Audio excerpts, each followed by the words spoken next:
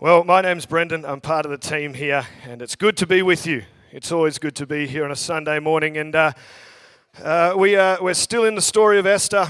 We are into the second week, and this is kind of like the moving passage, right? This is the classic passage, and we're going to be talking about the classic line, and we will get there. But first, I want to tell you, there's this fella called Shaquille O'Neal.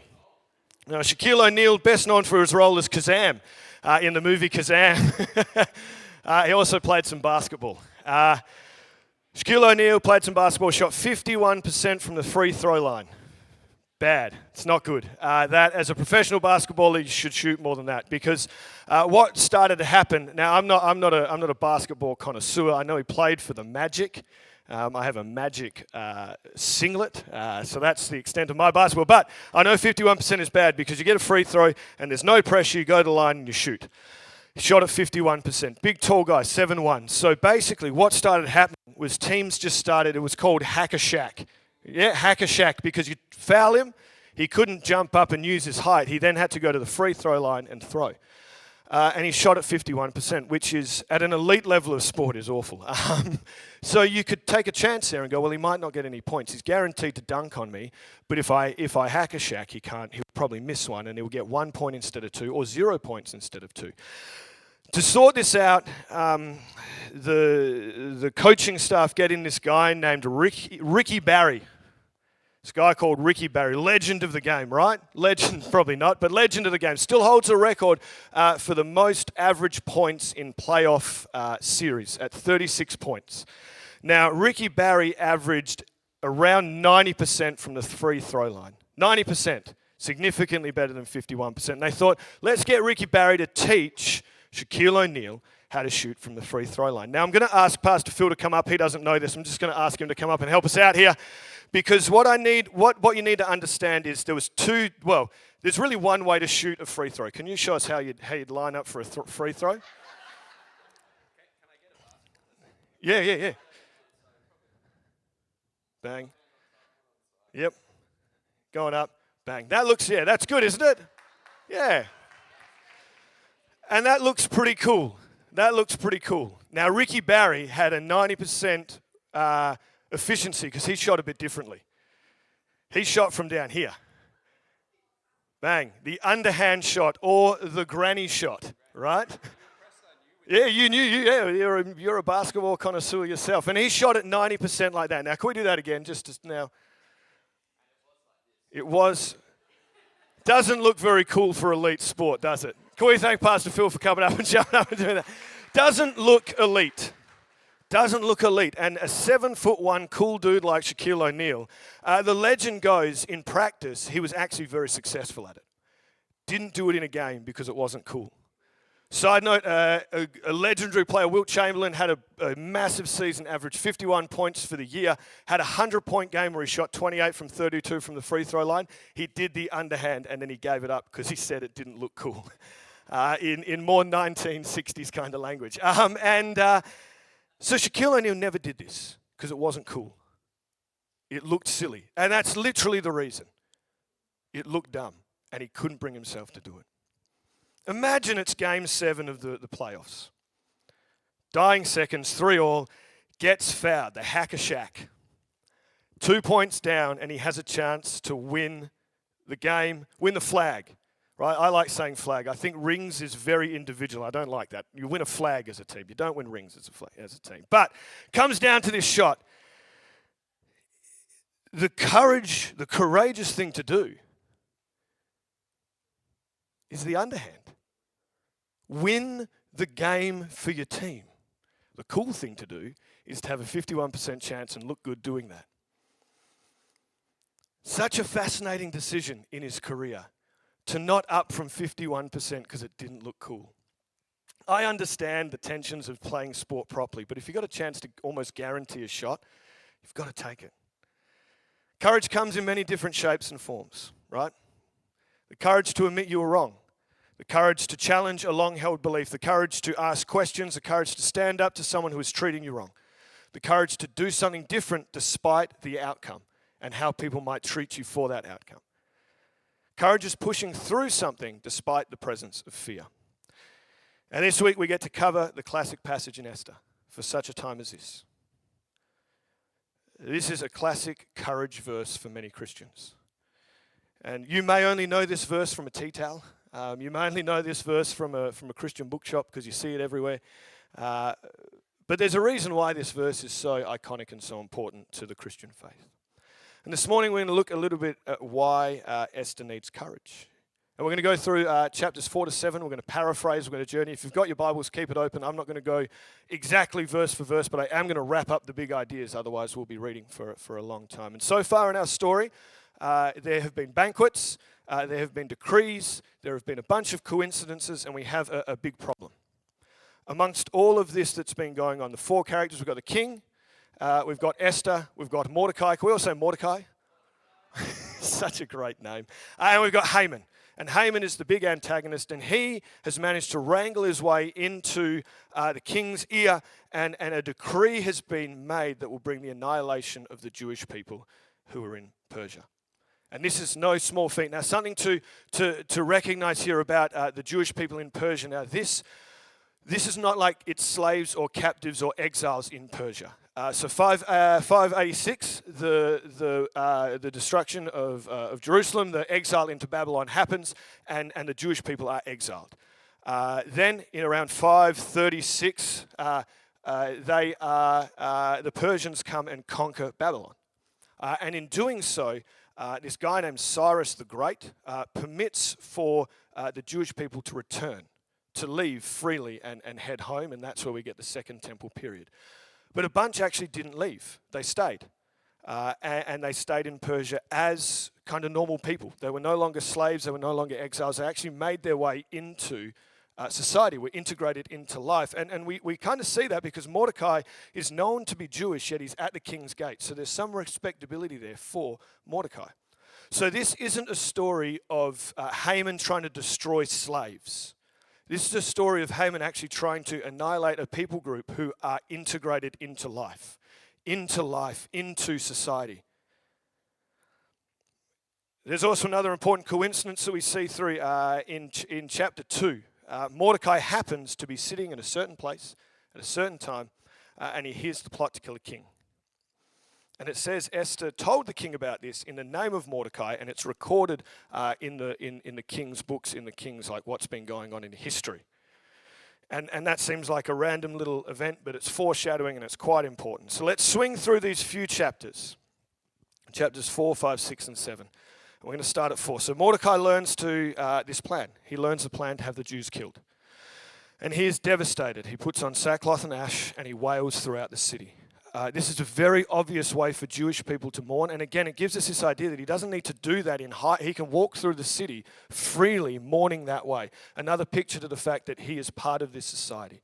The Persians are actually quite open to multiple religious worship. They weren't super harsh, so he could walk through. And then we read, as the king's command and decrees come through the providences, other Jews do the same. Again, this idea of these people were not held in captivity, they could walk through their cities and they could mourn publicly in the way that their culture allowed them to. So Esther sends one of her servants to Mordecai with garments to get dressed. Get dressed, put these on, sort it out. And he doesn't accept them. So Esther says, well, what's going on? Sends her servant back and says, what's happening and why is this happening? And then we go this back and forth conversation between Esther and Mordecai, starting with Mordecai explaining the decree and what it means for their people. Esther acknowledges the decree and the problem, but also brings up a problem of her own. She cannot speak to the king unless the golden scepter of the king is held out to her. So the idea here is Mordecai saying, hey, can you go petition for the people to the king? And she says, I can't. Only when that golden scepter is held out to me can I speak to the king. And that hasn't been done for 30 days. So 30 days in this context, a long time if you're the queen, right? If you're the queen, surely you're speaking to the king more than every 30 days. So perhaps Esther is out of favor, perhaps there's someone else. But whatever the case, it seems unlikely that Esther is going to get the chance to speak. Now, why does this matter? Well, we get another decree. There's lots of decrees. There's lots of banquets in this story. If she speaks without permission, there is a decree that carries death. So if Esther was to walk in and a scepter was not to be held out at her and she spoke, that carries the punishment of death. So her servant Hathash shares this with Mordecai. And then we get the verse again that's plastered everywhere, the verse we know, the verse we love. Mordecai reminds Esther that she is Jewish, so one of these two decrees will actually have her killed. Whether it's the one from the king to her personally for speaking, or to the Jewish people who are going to be annihilated. One of these two decrees will kill her. And he encourages her with this. Who knows, perhaps you have come to royal dignity for such a time as this. And we're going to get back to that, but we're going to continue the story. This fires up Esther. It gives her courage. She says, gather Jewish people and pray and fast for 3 days, and I will do the same with my maids. And then she will go and see the king, and even if he doesn't summon me, this is my favorite line in this. She says, if I perish, I perish. And that is stone cold. The courage, if I perish, I perish. It makes me think of the line in Rocky IV, if he dies, he dies. Kind of pretty different, but that stone cold delivery, if I perish, I perish. In my head, it's awesome. And that's how we end chapter 4. We get to chapter 5. 3 days later, Esther goes to the king, and in a bit of good fortune, the king holds out his scepter. And the king says, speak. What would you like? Up to half of my kingdom is yours. And she asks for a banquet with Haman. And he accepts. Okay. This was meant to be the triumphant bit. Maybe she's like, well, I don't want everyone to know I'm Jewish yet. That's not, so I'm going to have a banquet and I'm going to tell the king in the presence of Haman. So we get to this banquet, and Esther again is given that same opportunity. Up to half of the kingdom, what would you like?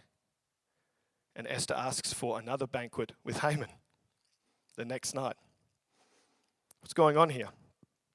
But on the way home from this banquet, another coincidence, another bit of good fortune.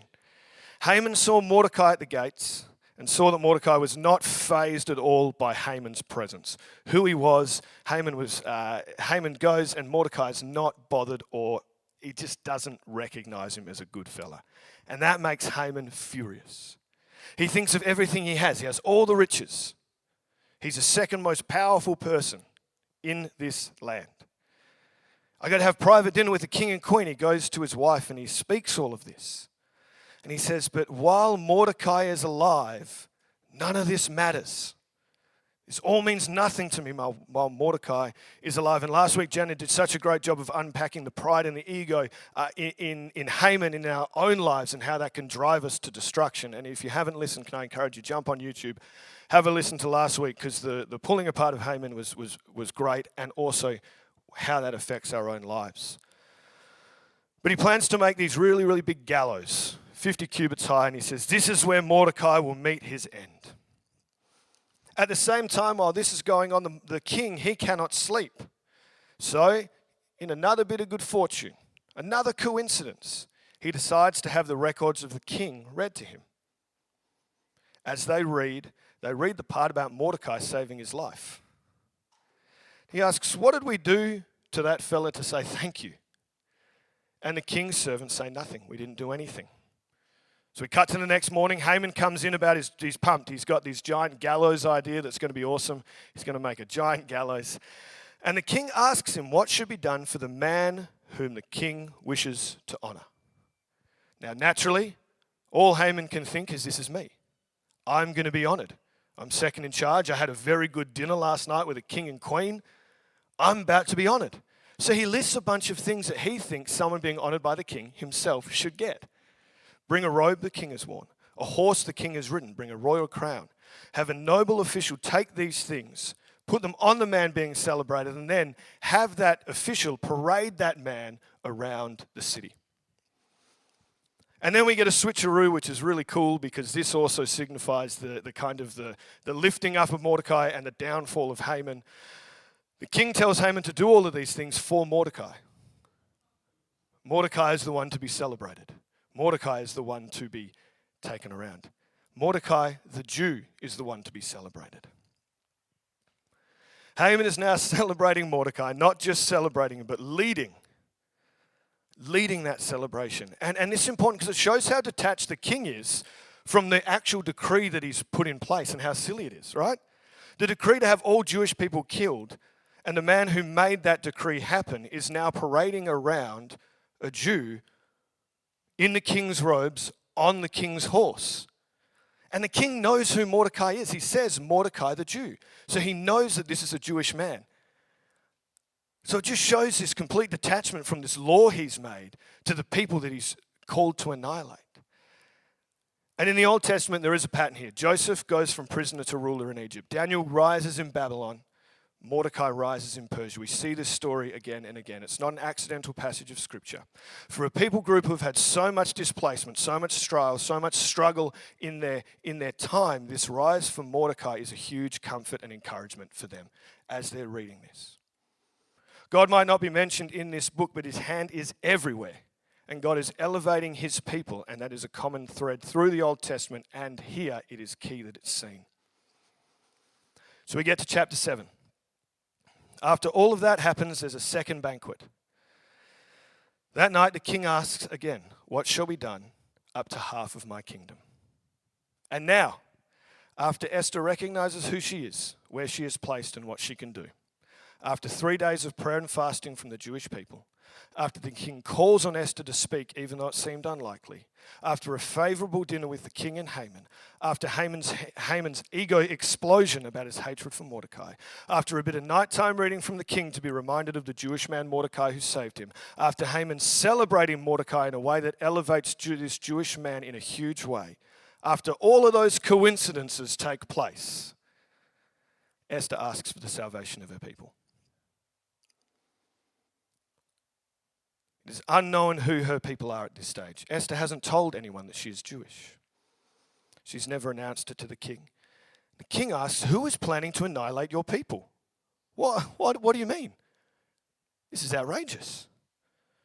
The king replies, "Who is this man who has done this? Where is he?"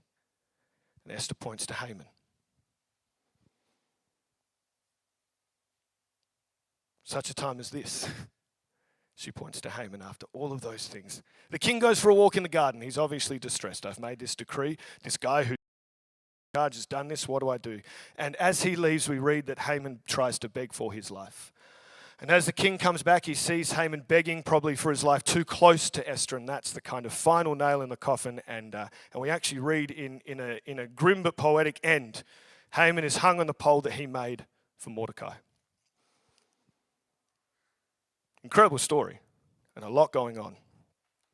And there's still more to go next in the next couple of weeks as we wrap up this story. We see how the decree actually plays out because there's still a decree for the Jewish people to be killed. But I think for us as we read these chapters and we understand them, can I encourage you this week, go home and read them. They're really fun. Maybe read them in the car with someone, not while you're driving, obviously. The passenger can read them in the car and you can enjoy it. But I think it's important to read it because that's a very quick summary of what's going on, and there's some cool stuff in there. But as we read this story, there's a reason for such a time as this is timeless. There's a reason it's printed on all kinds of Christian merch next to "For I know the plans I have for you." It's a very encouraging passage. There's a reason why senior knitting groups can knit a sleeping thing, doily, together with that on it. And basketball teams can be told that before a grand final, right? For such a time as this is something we can grab onto. Courage in the face of empire, courage in the face of adversity, courage in the face of not wanting to be courageous. We can all grab onto that. I think the other thought to take from this passage is that after a while, we have to see coincidences as the hand of God. There has to come a time in our lives where we see God's hand at work and we can no longer call it coincidences. And I do think that's one of the great strengths of this book. As hard as it was for early readers and Second Temple kind of priests to handle the fact that God is not named, God is not mentioned, He is. We see His hand all over this story. And if we can recognize that, it's so important. This story allows us to wrestle with the tension, right? We can ask ourselves, where in my life do I see God at work, even if it's not explicitly being mentioned?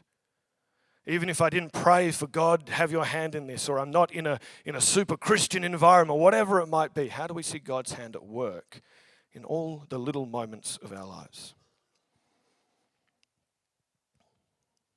Leaning too hard either way, too much into coincidence, too much into everything, we can actually miss God's voice and God's hand at work.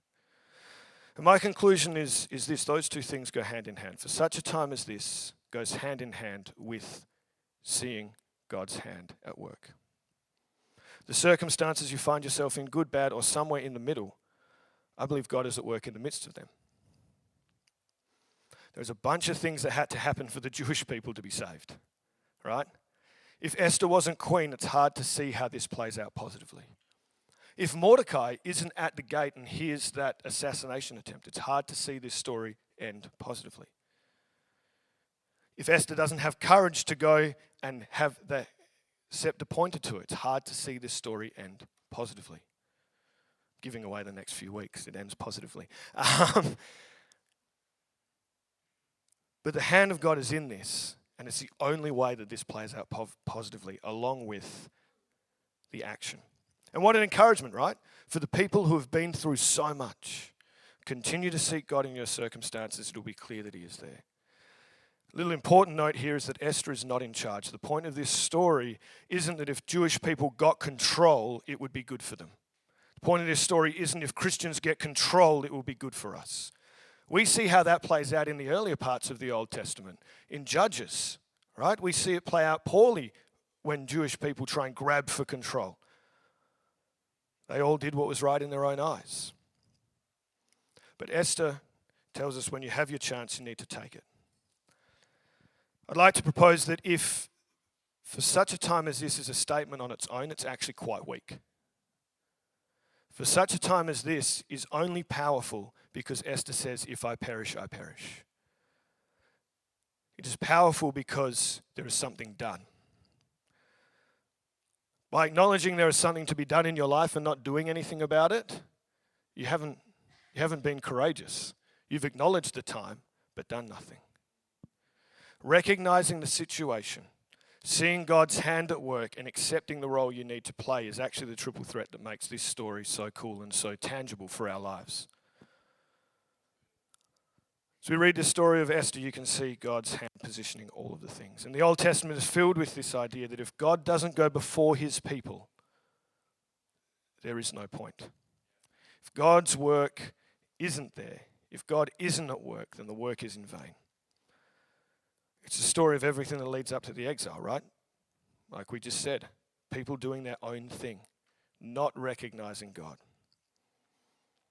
New Testament speaks about this as God empowering His people by His Spirit. We read some incredible stories through Acts. We get some great testimonies through Paul about the Spirit at work in the lives of the believers. Huge outcomes with huge stakes. So what does this look like for us? What does it look like for you? What does courage look like in your week? I think courage takes many shapes and forms. For many of you, getting out of the bed in the morning is going to be hugely courageous. Getting up and getting on with the day. Waking up and saying, you know what? I'm going to do something today. I'm going to get up. For many people, that is hugely courageous. For others, it's going to work. Getting a job done. Courageous. Having a conversation with someone when you're feeling uncomfortable. Courageous. Talking to friends and family, making time for them. Courageous. For some, it's coaching a sports team. It's spending time with others. Those things that make you feel uncomfortable, but you do it anyway. Courage takes many shapes and forms. And whatever it looked like for you in this last week, well done for being courageous. But there will also be one-off moments of courage for us, for such a time as these moments, where it's a little bit bigger and a little bit harder. Standing up for injustice, speaking out and defending those who can't defend themselves, acting as the hands and feet of Jesus in situations when it calls for it, getting something done that needs to be done for the good of those around you. There will be these moments, and maybe if I perish isn't the outcome, right? Maybe that's not something we're going to But it comes with a risk. If I look silly, I look silly. If I say something wrong, I say something wrong. If they don't like it, they don't like it. Right? If I mess up, I mess up. Place anything in that: if I perish, I perish. How do we assess those moments? For such a time as this, see the situation, see if God's hand is in it, and act courageously. It's probably not saving a whole people group. Sometimes the Old Testament stories that we read in 2026 can just seem like stories of heroes gone by. And it's easy to dismiss them as such. But there is a timeless truth in this for us. See the situation you are in. See how God is working in it, and act accordingly. As we wrap up, I'd just love you to think about that. And this is hard because quite often we like to say, how will this apply to your week? What will you do this week? But the reality is I can't tell you when this is going to happen. When this is going to come up in your life. You need to act courageously.